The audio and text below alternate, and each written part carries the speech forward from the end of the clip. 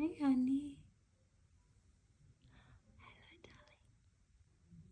Hello and welcome to a new reading vlog. So for this week, I decided to read recommendations. So for me, I get a lot of my books just from the library, whatever is new that comes in, I'll grab. Otherwise, books make it to my TBR because I've either seen them on booktube or someone's recommended them to me. So in this vlog, you're going to see books that I've seen booktubers talk about and also viewers that have left comments about books they've enjoyed. So without much further ado, let's take a look at the books I read, starting from my least favorite and working my way up to my most favorite. Sorry guys, my energy is today. The brain fog is rolling in. So I'll do my best though to try and keep it straight and give you my coherent thoughts. So the first book I read was The Warden by Daniel M. Ford, and I saw this on Holly Hart's Books channel. First off, I will say I do like the cover. I think the cover is nice. So this book is about a daughter of a noble family who is also a scholar, and she becomes a warden, which kind of feels like a Gandalf the Grey situation, and she is sent to a town to be their warden. And supposedly it's, her against one of the great evils in the world.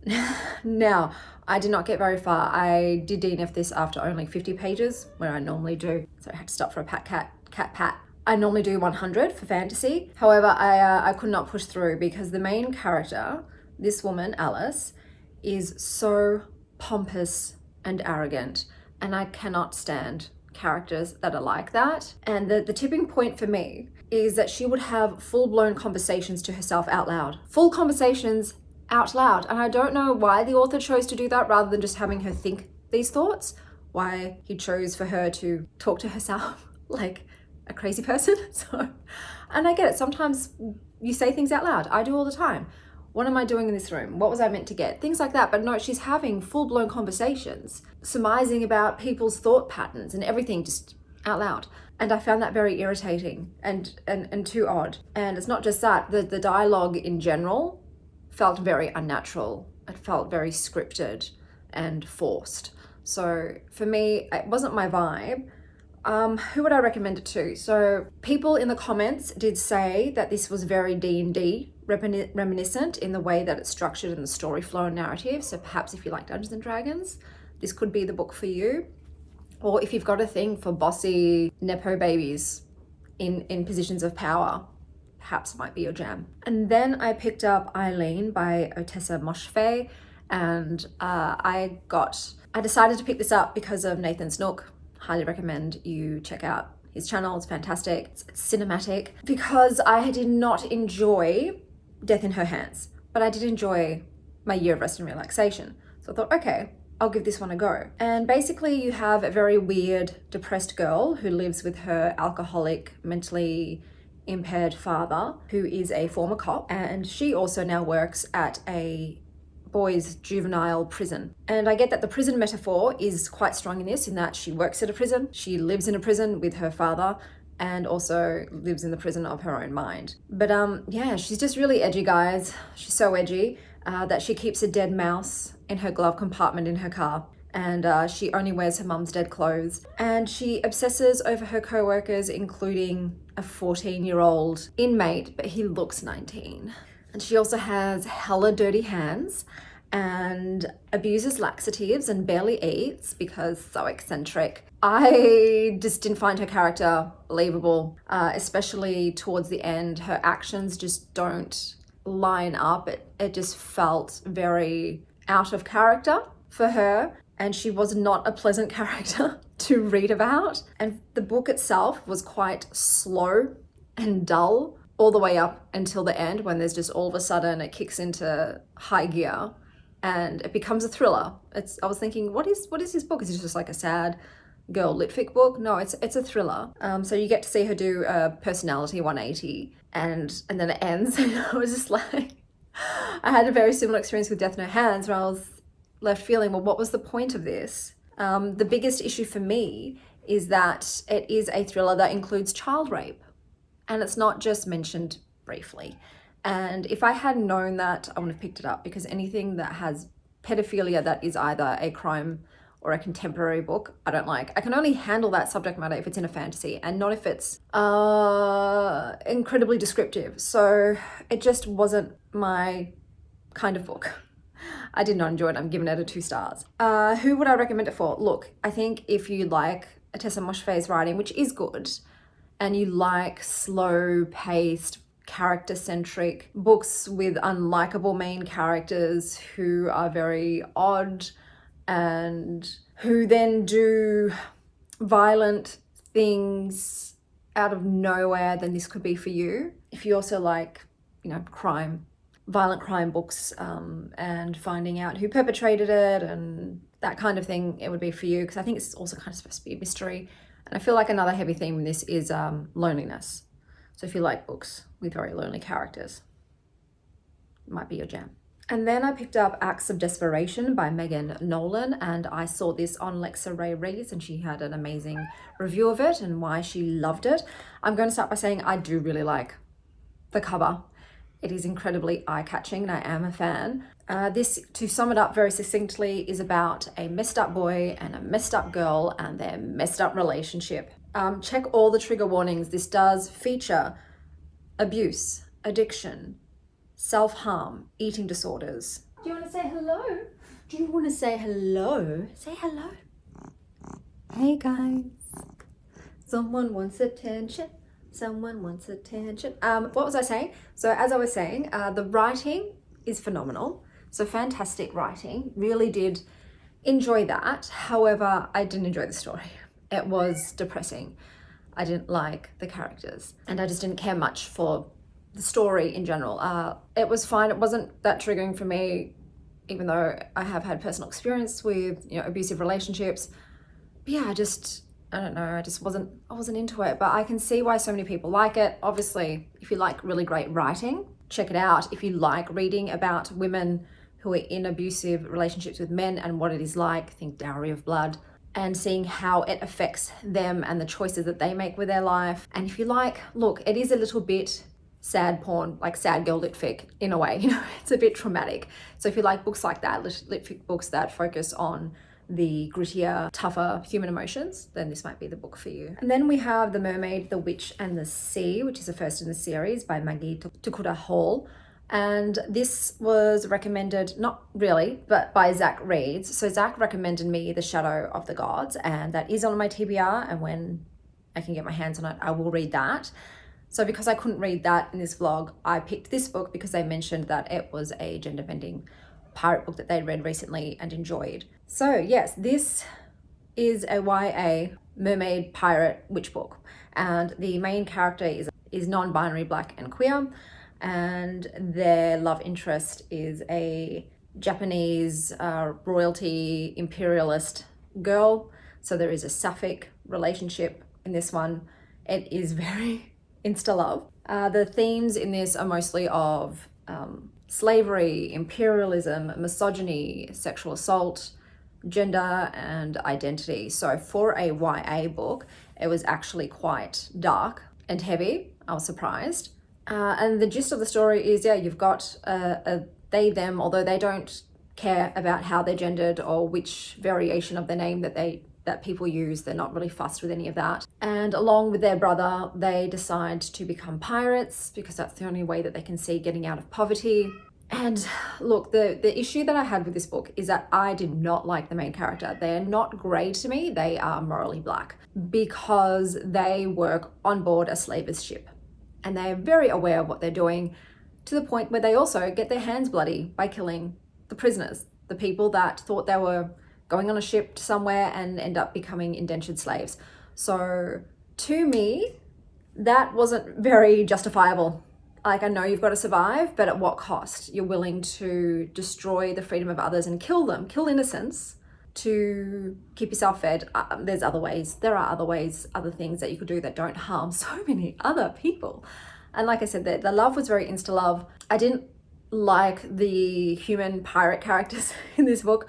What I loved was the witch.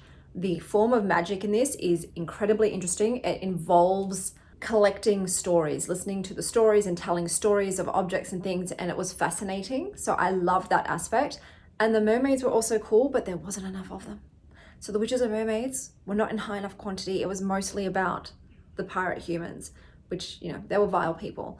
And like I said, because the love was insta-love between two not very great human beings, it didn't do anything for me. I've given it a 3.25. It was still entertaining, but it could have been really fantastic. Like I said, if there'd been more about the witches and the mermaids, I would have thoroughly enjoyed it. But because it was more about, you know, these two characters who I just did not care about, less interested. But read it if you do like pirate stories. And keep in mind, I'm not a huge pirate story fan. I have read a few of them, but it's not like a subject matter that I'm generally jazzed about. But if you like pirate stories, you like girls dressing up as boys, being they, them, sapphic love between a pirate and a royal, politics, mermaids and witches, although that's in here less. But remember, that's not a huge part of the thing. You might enjoy the story. The writing was good. There is a decent amount of action. Like I said, it's quite bloody for a YA. It was quite violent and brutal. There is also essay in this book of a child. So be warned. Now, I did say I was going to do this in worst to best, but I just remembered I actually haven't finished reading one of the books because it's an audiobook. I've got a few hours to go, and that book is The God of the Woods by Liz Moore, and I saw this on Books and Lala's channel. Now, normally I would not have picked up this book despite the magnificent cover. That cover is very well done, very eye-catching, because it is a litfic mystery slash thriller, but it focuses a lot on family and also time jumps. And that's not something I particularly like, going back and forth in time. Like, it's historical because it was in the 60s and 70s, and I'm not a big fan of family sagas. So normally I wouldn't have picked this up, but because Lala was doing it for her September book club, I thought, okay, I would like to be able to watch that and know what they're talking about. So I thought I would pick it up, especially because it became available in audiobook. So I thought, okay, great, I can go for a walk and listen to this book. How do I feel about it so far? So basically the premise of the story is you've got kids that go to this camp, summer camp. It is like owned and funded by a very rich family. And one year they send their son there and he goes missing. And then 14 years later, they send their daughter there and she goes missing. So that is the sort of mystery component. Obviously, we just go back and forth in time to the son's disappearance and then to the daughter's disappearance and all of the interrogation that's going on in the past and the present, but also it very much delves into each individual character's own situation and what they're doing and how all of these people in this town are linked in some way. And yeah, I think it's well written. I am feeling like it's a 3.25 at this point, just because I'm not super captivated by it. And that's just because it's not my type of genre. And I know this is not my kind of book because I just don't care about reading about family drama. Like, I've lived enough of it in my lifetime that I'm not a huge fan of like the family dynamic stuff. Obviously there's misogyny. It's set in the 60s and 70s. There is like domestic abuse, and there could also be, another thing, and there could also be a serial killer on the loose. I forgot that bit. There is a serial killer who used to be in that area and then was sent in prison and then also escaped at the same time. The daughter then went to the camp. So could the serial killer be to blame for both these children's disappearances? What's going on? So I think this is one of those ones where I won't know how I really feel about it until the end, because it is a mystery. It's all about how the mystery unfolds and what was going on. Like I said, it's feeling like 3.25. I have read a 5-star book, but I will wait until the end to tell you what that was, but it's so good. So I will go and finish God of the Woods today and then finish this vlog up, this very low frills home brand style vlog. I'm sorry, I just I just did not have the energy to get myself glammed up and do something special with the filming, but I still want to talk about the books I'm reading. So I'll get back to you once I finished God of the Woods.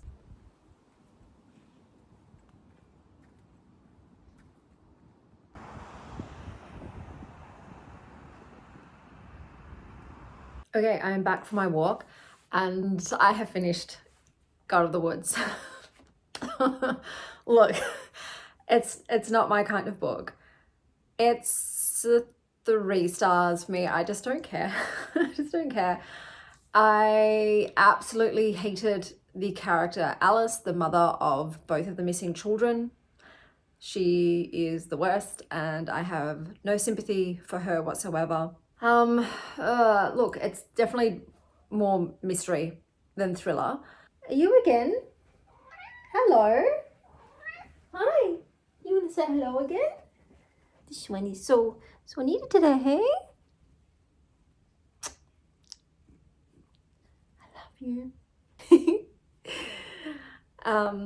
So yeah, did I enjoy it? Not really. Like I said, the writing is fine, but it was a bit boring. It was so long. It was so long. I just don't think it needed to be that long. There were too many characters for me. So yeah, that was a 3-star, but I knew it probably wasn't going to be for me, and it wasn't. I think, who's it for? If you like more literary mysteries, so you want something that's a little more, I don't want to say complex, but it's meatier, I guess. Anything to do with family, so the ones you're born into, the ones you make. If you have a nostalgia for going to camp as a kiddie or being in the woods are definitely a very big setting of this. I can't remember what they're called, the Adirondack or something like that. I'll write it up if I'm wrong. Hello? No, don't grab my foot. Oh, you got me. Oh, she got me sick. Can you let it go, please? And the last book, the final book, the best book that I read for this reading vlog is Doors of Sleep. It's the first in the Journals of Saxony Delatry series. I apologize for that sound. And it is by Tim Pratt. Now, I got this review from Monty Adkins, and I absolutely love this book. So the premise of this book, you have a man who, whenever he falls asleep, he wakes up in a new world, a different world. So this is a multiverse book. Along the way, he ends up putting together an awesome survivalist pack, making some friends, and also a megalomaniac mad scientist arch nemesis. So you might think, well, if he travels the world every time he falls asleep, how is he making friends? What he has discovered is that if he falls asleep with someone and is holding them, and as long as they're asleep too, it's very important, I won't tell you why though, they can travel with him. So that's how he makes friends. So you get all of these glimpses of all of these worlds, which is fantastic. It is so much fun. Friendship and loneliness is a massive one. Our main character is a pacifist though. And so this was the only issue that I had with this book, the only one, was that there is a plot device used, which I hate. And basically, without spoiling it, the MC has a sort of Batman morality thing going on. And because of that, something continues to bite him and all these worlds in the arse repeatedly. There is a character in this named Mina, who is amazing. So she's sort of this plant lady creature who is one of the coolest characters I've ever read about. Just even what she is fascinating. But she was phenomenal. And as she wisely said, some weeds need to die. So that was my only gripe with the book. Otherwise, it's a fast-paced, exciting adventure. It's also got some profound moments as well, some wisdom, if you may. So it's not just this sci-fi story about this guy visiting all of these worlds, and it was all around an amazing book. I don't want to talk too much about it because I think this is one of those books where it's best if you go in with a little information as possible. So that way you can just really enjoy everything as it comes and be surprised along the way. So I am going to be very vague about what it's about, but characters, setting, pacing, like the writing, it was all fantastic. So it is a 5-star read for me. So thanks, Monty, for bringing it to my attention. I would not have picked this up. I wouldn't even have known it existed. You know, it wouldn't have been on my radar, but I had a fantastic time. Do I love Zax as the main character? No. I'm more here for Mina, and his sentient ring, which also I won't tell you more about. It does leave, it's not on a cliffhanger, but it is a very intriguing point that it leaves off on. And you're like, what? Why is this only being brought to our attention now? So I will be continuing on with the series. It was just a really, really fun time and it was highly entertaining. I would say it's not really romance. Like there is a kiss and they've talked about having sex, but there's nothing like on page. It's very, very mild, but you're not really going there for the romance, okay? It's the adventure. It's hearing about all of these very cool, kooky, odd worlds. Personally, I would love to visit the one that has the talking animal cat companions. Yes, please sign me up. Would I want a condition where every time I fell asleep, I woke up in a new world? No. No, that is a nightmare. So this is also low-key horror to me because I'm like, oh my God, the thought of this, like just living out of a backpack for the rest of my life. No, thank you. But I will say very convenient things happen along the way that makes his experience easier on him. It's very convenient in that way. I was like, okay, but like I get it. We don't want him to be suffering too much, and then we don't want every single time just watching him do the bare minimum to survive. So I'm glad he was able to, just like in a video game, get some shit and pack his bag full of useful items. So I forgot to do my read this if you like bit. So read this book if you like the Sliders TV show, Doctor Who, the multiverse, brainiac mad scientist villains, wicked smart plant chicks, talking rings, all good versus evil. But those were all the books that I read. I will talk about them quickly to wrap them up. So we had The Warden by Daniel M. Ford, which I DNF'd. Then we had Eileen by Otessa Moshfegh, which I gave 2 stars. Acts of Desperation by Megan Nolan, which I gave 3 stars. The God of the Woods by Liz Moore, which I gave 3 stars. The Mermaid, the Witch and the Sea by Maggie Tokuda Hall, which I gave 3.25 stars. And my favorite read, Doors of Sleep by Tim Pratt, which I gave 5 stars to. So I wound up with a 5-star. I wound up with some also mid-reads and a DNF, but that's the way it is. Not everyone's taste is the same as my own. But I had a fun time reading different and new books. I always think it's worth a shot. Sometimes too, reading out of your comfort zone, because you never know. You might actually enjoy it. You might get something from it, discover, oh, this is something I actually enjoy and I didn't know that before now. So I will leave a link down below to all of the booktubers that I mentioned.